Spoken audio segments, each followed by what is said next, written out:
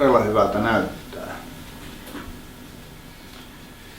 Pari vuotta sitten hankimme Raikmanin suksihuoltokoneet ProShoppiimme ja nyt keväällä 2013 nämä laitteistot teknisesti uudistettiin kokonaan ja samalla myös tietokoneohjelmistot päivitettiin alan viimeisimpään tekniikkaan.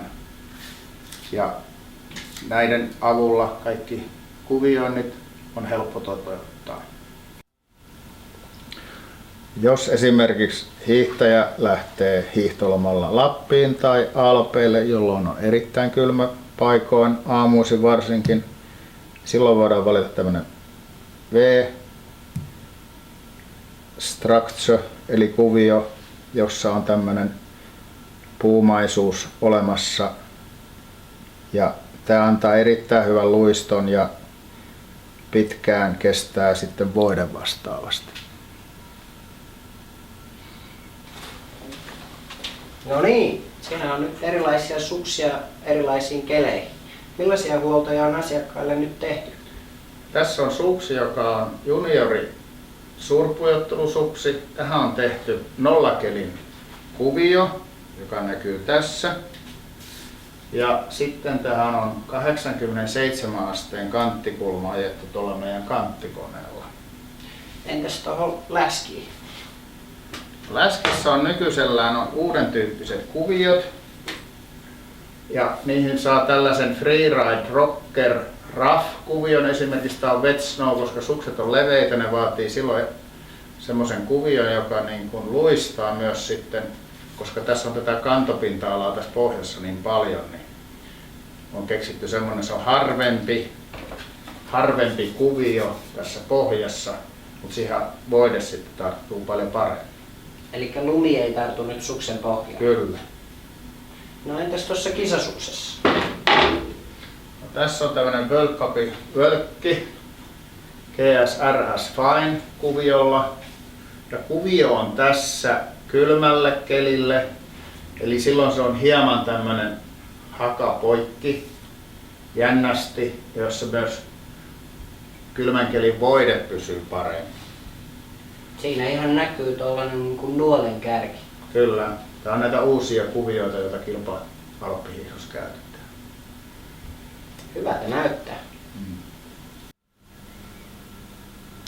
Nyt suksessa on Arrow-kuvio, joka on kylmän kelin kuvio, jossa huomataan tämmöinen selkeä, sanotaanko V-tyyppinen alaspäin oleva V-kuvio, joka on erittäin hyvä kylmiin olosuhteisiin.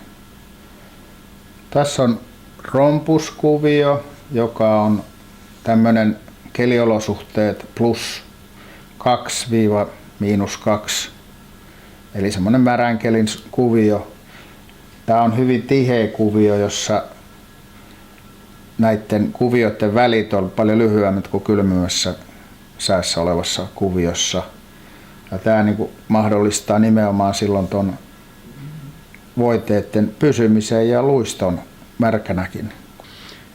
Nyt suksessa on rompus 13 kuvio, jolloin siinä on tämmöinen vähän harvempi tää.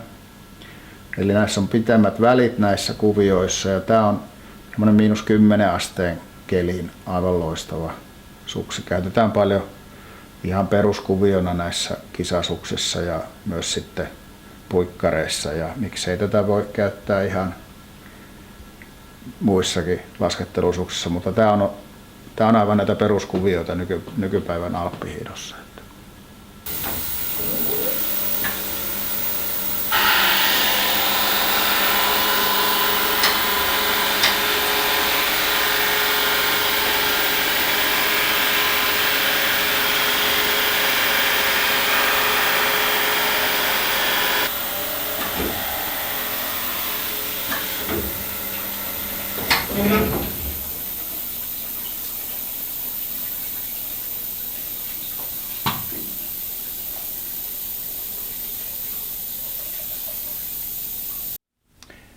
Suksen kantti hiotaan haluttuun kulmaan 2 hiontakivellä.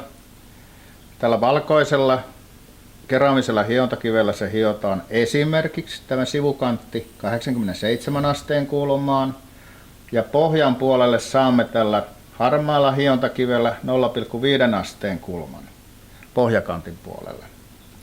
Tämä kaikki tapahtuu tarkasti tietokoneohjelmiston avulla.